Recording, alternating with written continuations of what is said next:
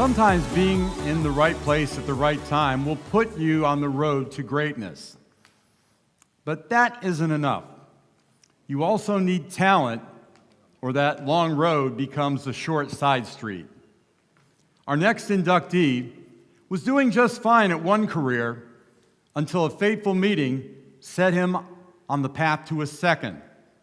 Over the years, he's proven the talent to be great at both careers. He was born in Miami, Florida on June 22, 1949.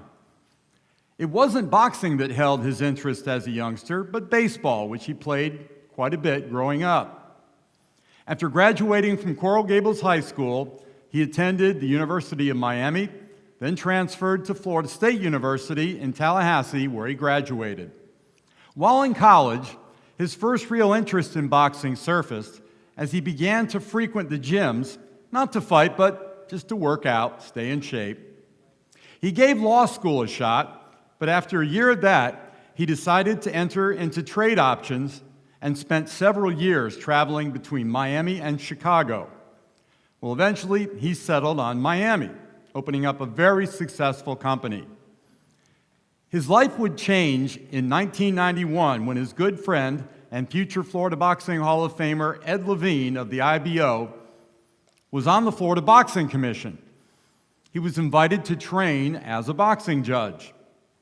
Since then, he was granted his license and has judged more than 600 professional bouts, including nearly 60 world title fights and several hundred regional title fights.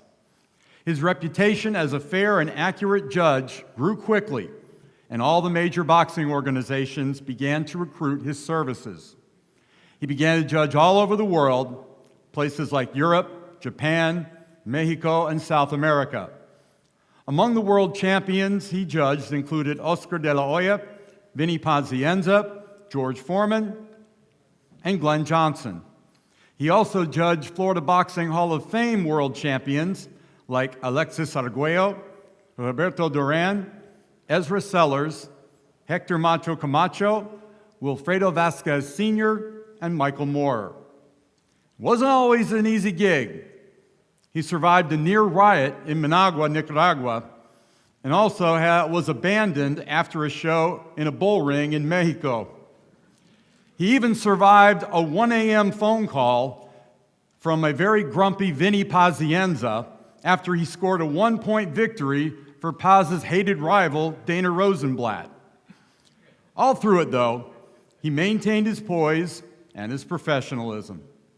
He's received many accolades for his work, one of which was in 2012, when Boxing.com rated him as the second most consistent boxing judge in the world, behind only Canada's Hubert Earl. He's been able to balance two careers with exceptional results, not to mention a great family life. That was a great call by Ed Levine back in '91. Ladies and gentlemen, please welcome to the Florida Boxing Hall of Fame class of 2018, boxing judge given the name of Rourke, but we know him as Rocky Young.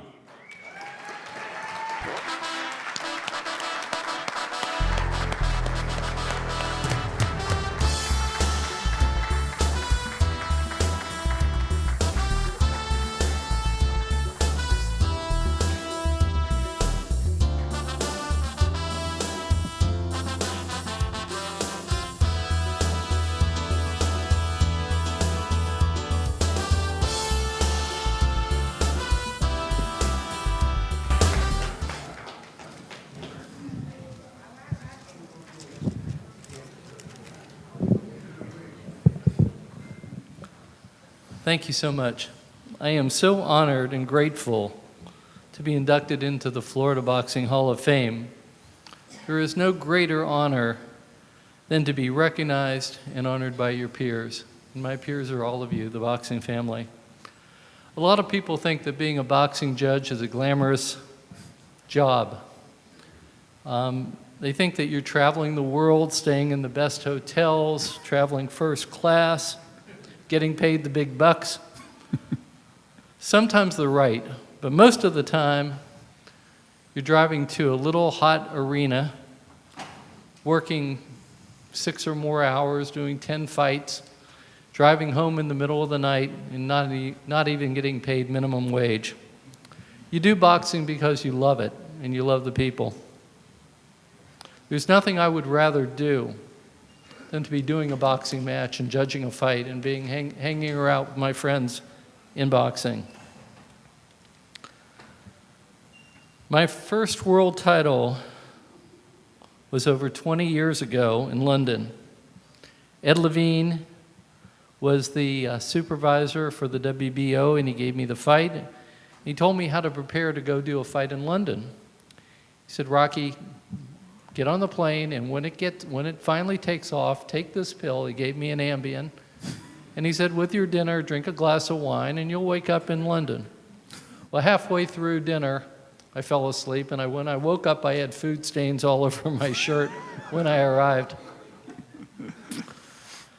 I was fine for the fight, but I learned to be well rested before a fight.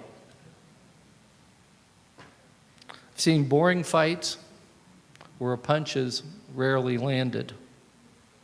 These are the hardest fights to judge. But I've seen many truly great fights where two guys give it their all. Hundreds of punches are thrown and nobody's ever given up. Nobody will quit. The action's fast and furious, where each fighter tries to impose his will over the others. Those are the truly great fights. I did a fight like that, a world title last weekend in Puerto Rico. What a great fight. We are all here because we love boxing and love the sport. Some of us are the best people I've ever met, and most boxing people are. I'm so proud to be one of you. I'm so grateful to Butch and all the board of directors and all of you for recognizing me and allowing me to be part of this family. Thanks again. Happy anniversary, 10 years, the Florida Boxing Hall of Fame. Thank all of you, or we wouldn't be